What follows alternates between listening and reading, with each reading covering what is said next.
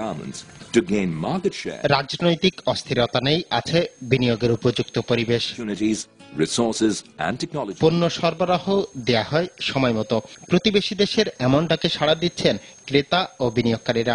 ফলে দেশটির তৈরি পোশাক ব্যবসা এখন রমরমা। In Rajasthan, Haryana and Gujarat coming up under its wing. সীমান্তের ওপারে যেসব কারখানা বন্ধ হয়ে গিয়েছিল বা ধুকে ধুকে চলছিল, সেগুলো আবারও চাঙ্গা হয়ে উঠেছে।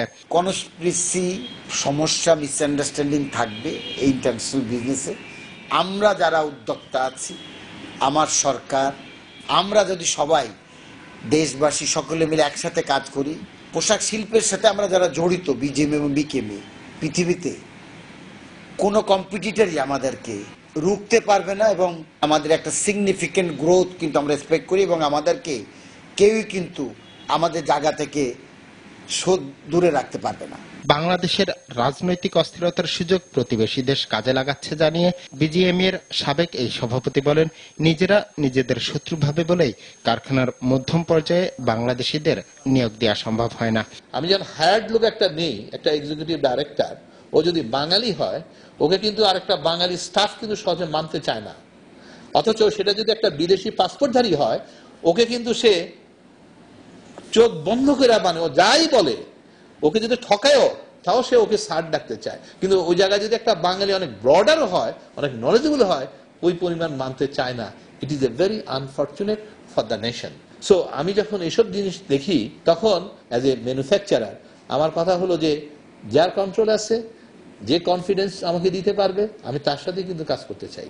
তবে কোনো ষড়যন্ত্রই কাজে আসবে না বলে দাবি করলেন এফবিসিসিআই এর সাবেক এই সভাপতি। বললেন, পোশাক খাতে বাইং হাউস নির্ভরতা ক্রমেই কমে আসছে। বাংলাদেশের পোশাক খাত এখন অনেক পরিণত হওয়ায় মালিকরা নিজেদের বাজার নিজেরাই খুঁজে নিচ্ছেন।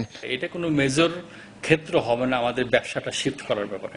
আমাদের ব্যবসাটা আমাদের ইমেজ সংকট সবচেয়ে বড় কথা। এই ইমেজকে আমাদেরকে ফিরিয়ে আনতে হবে। শুধু রাজনৈতিক পরিবেশই না, এটা আমাদের গুড গভর্নেন্স এবং ইউটিলিটি সার্ভিস ফ্যাসিলিটি এবং আইন শৃঙ্খলার উন্নয়ন সবকিছু মিলেই কিন্তু একটা পরিবেশ।